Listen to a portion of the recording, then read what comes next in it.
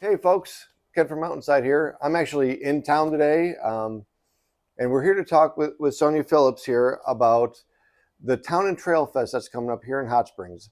And what I'd like to know is how we got to the Town and Trail Fest. What events transpired to get us to this point?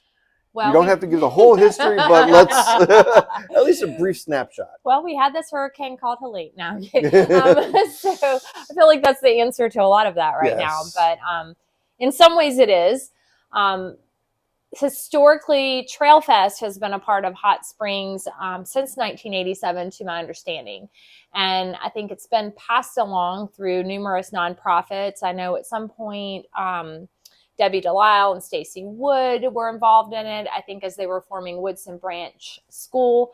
And then at some point it got passed to the Madison County Group Home, and they had been running it until 2023, except for a couple of years during COVID, I think. And then at some point, I think they were ready to let that responsibility go somewhere else. And so last year there was an official Trail Fest in town, and I think that was a disappointment for a lot of people.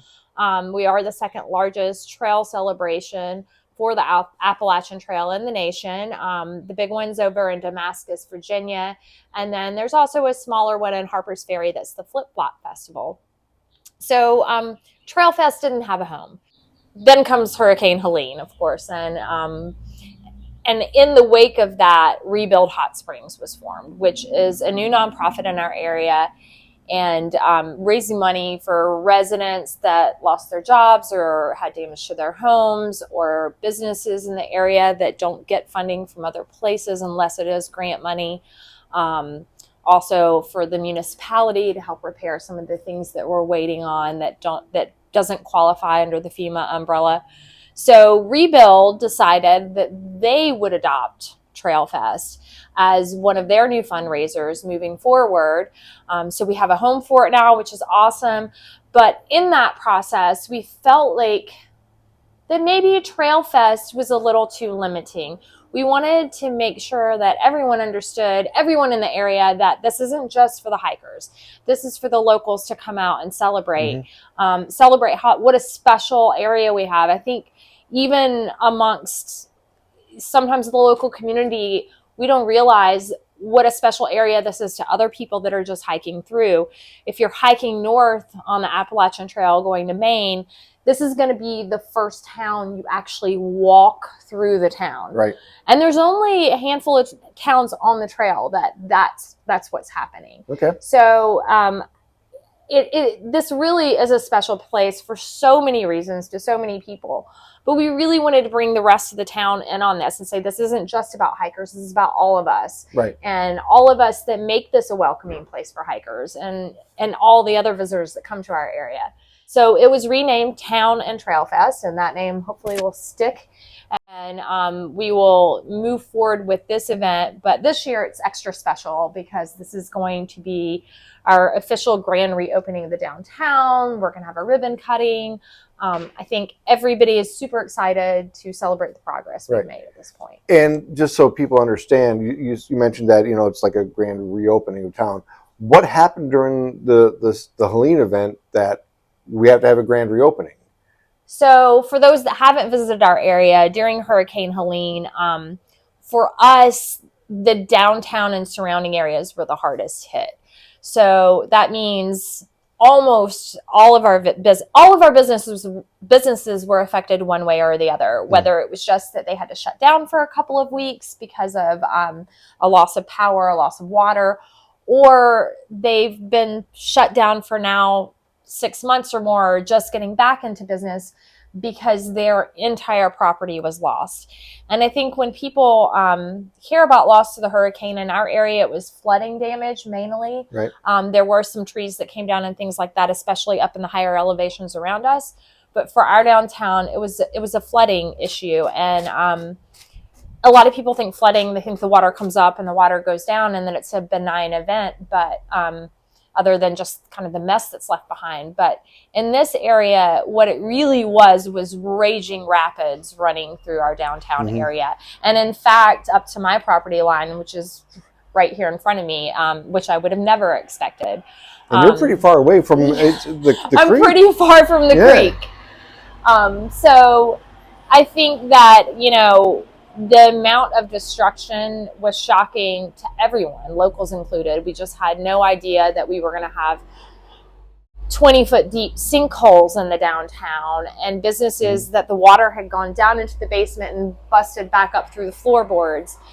It was a very, very violent event that here we are over 6 months out from the event.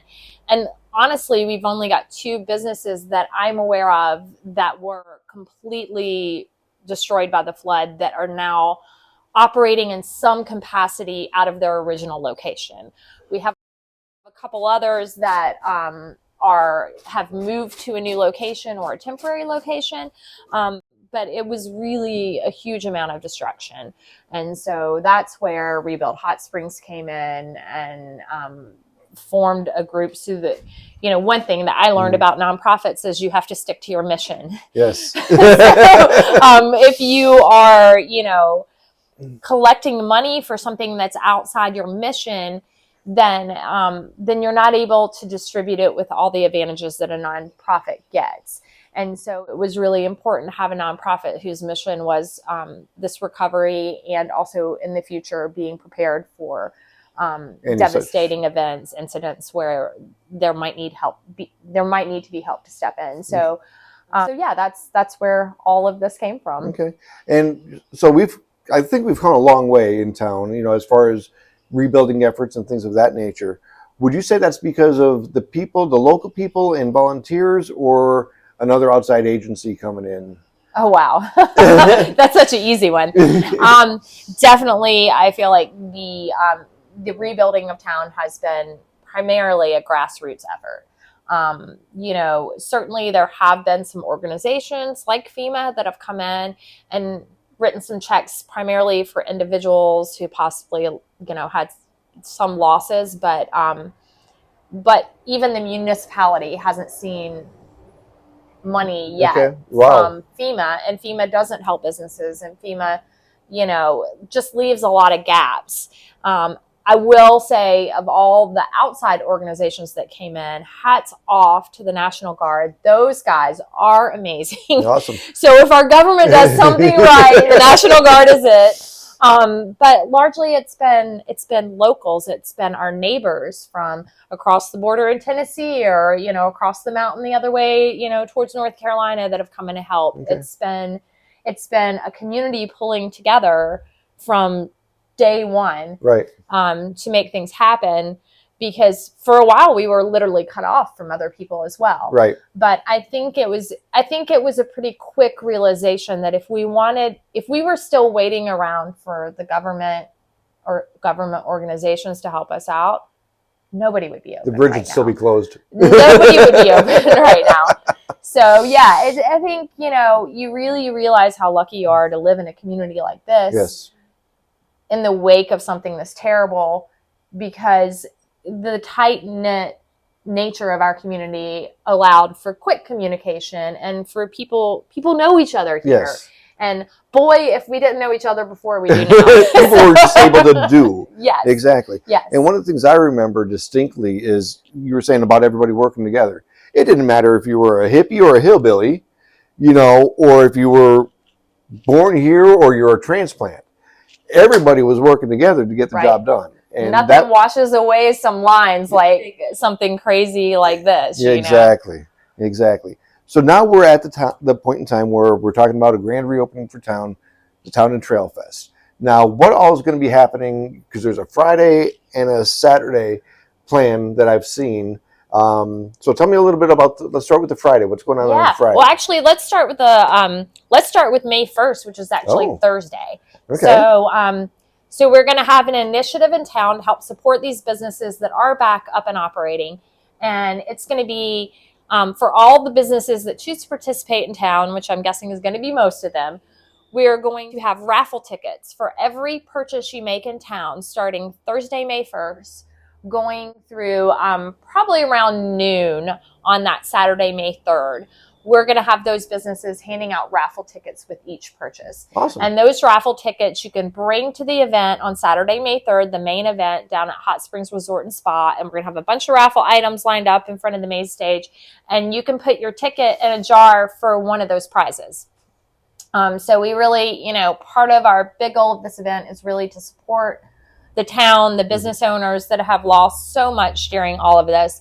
And get people coming back, obviously. Right. So the raffle is going to be one thing. And then let's move forward to Friday, May 2nd. And gosh, I know I'm going to leave an event or two out here. That's fine. But Friday, May 2nd, we have some great volunteer opportunities in the morning, both with the Carolina Mountain Club, which that one may fill up quickly because we have a certain number of slots we're allotted. Okay. Where you can sign up online and volunteer to help clean up trails, or to also help clean up in town, because we still have cleanup going on. And that's going to be from 10 to 2, 10 to 4 on Friday morning, if you're interested. Friday as well, from 10 to 4, there is going to be an amazing massage therapist outside of Bluff Mountain Outfitters. Amy gives the best sports massage I've ever had in my life. It's fantastic. So whether you're an athlete or a hiker, or you just have something that ails you, Amy is great. It's a fully clothed massage, so you don't need to be shy. And again, that's going to be outside of Bluff Mountain Outfitters on Friday. I may take her up on one of those. She's great. Yes. Personally, I use Amy a lot, and she keeps me moving. And then also on Friday, May 2nd, we have our peace pole dedication outside of the Welcome Center at 5 p.m. And that's going to, it's a peace pole that was recently installed via a grant that we received. It has a welcome in several different languages on different sides of the pole. Okay. It's already been installed, but we're going to have a dedication ceremony for that. And then Friday evening, starting at 7:30, running till about 9 o'clock-ish at Big Pillow Brewing, we're going to have an Appalachian storytelling event. Oh, nice. And that should be really fun. We're going to have Doc from Picturesque America. There you go. And we're going to have Melanie Rice, a ballad singer, there as well. But we really want it to be a very laid-back, comfortable event that mimics an old-fashioned story swap. So come with your own stories to tell. If you have any stories about growing up in this area, or Appalachian culture, or hiking stories about the Appalachian Trail, these are things we'd love to hear at the story swap. Okay. And then Friday late night party is going to be 9:30 at the campground, where we're going to have the hiker fashion show. Oh, wow. So, I've heard stories about that. Yeah, when the hikers come in town and they stay at a venue, usually there's a loaner box of clothing so that they can put all their clothes in the laundry, because that's where they need to go by the time they make it here. Okay. And so this loaner box this is the fashion for our fashion show. And let me tell you, Hot Springs has a very special loaner box. There's some cool stuff in there. So we'll be having that hiker fashion show at 9:30 at the Hot Springs Campground, where a lot of our thru hikers are staying this year. Oh, wow. And that's always a lot of fun.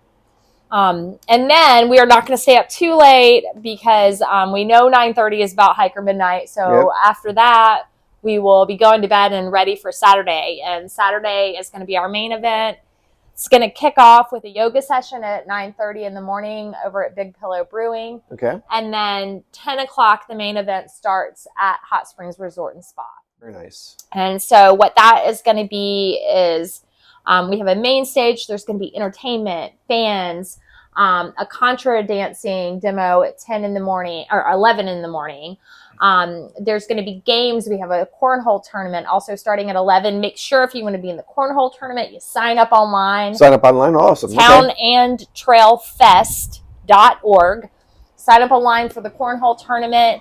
There's going to be prizes for that. We're going to have a bouncy house. We're going to have giant Jenga. We're going to have all kinds of fun stuff. So come out. We're going to have a few food trucks, but also we want you to get some food in town as well. That's right. And then we have over 40 vendors already signed up. Good. And expecting more. I know there's some people that said they're coming, that I'm going to have to wrangle them to that website and have them sign up. And so lots of fun all day, 10 to 4 on the grounds of the spa. And then we're going to march it down the street. And at 4:30, we'll have our famous duck race down here in the downtown at Spring Creek. Duck race is back on. Awesome. Duck race is back on. If you don't buy your ducks in town ahead of the event on Saturday, we will be selling them on site at the main event. You'll see a big inflatable duck at the entrance, and so you'll know where to buy your ducks. The duck race is a tradition that has, I don't know how far that has gone back, maybe to the beginning of Trail Fest in '87, but it's been going on for a while. So the duck race is going to happen. And then Saturday evening is town night. And that means come on, put on your town clothes, come downtown, support Vinyl Pies, Big Pillow, Artisan, whomever's open that evening, and just enjoy.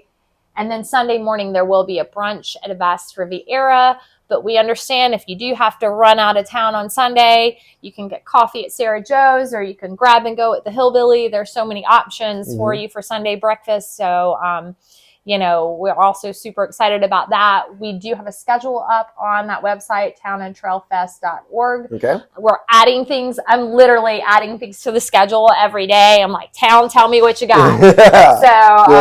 So we're really excited about that. That's going to be a good time. And, if you really want to make it a full weekend, Marshall's having their grand reopening, which is very exciting. Seeing Madison County kind of lockstep coming toward getting visitors back. That's right. And Woodson Branch is also having a plant sale that Saturday. So you can make a whole trek through Madison County, see how much progress we've made. I didn't know Woodson Branch was having their sale. Yeah. Awesome. So lots of exciting things. That's a good thing going on. I don't know, did I mention music at the festival? We've got the Sinners. We've got Ashley Heath. We've got Pearson Kevo. We've got 75 Single Wide. So some really cool bands too. And are these bands local bands, or are they? They are all local bands. Put your dancing shoes on. You're going to have so much fun. That sounds like a good time right there. That's for sure. It's a party all day.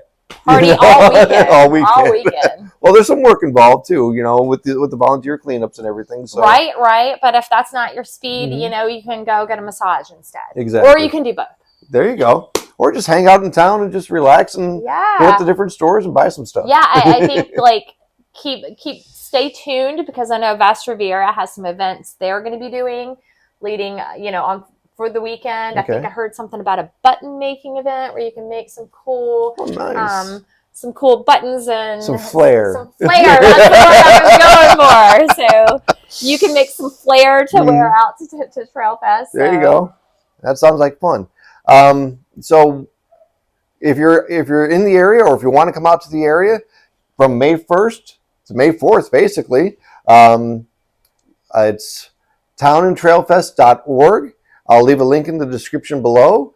And is there anything else you want? I would say if you're looking for accommodations, Airbnbs right now, with a lot of our downtown facilities being down, are really the way to go.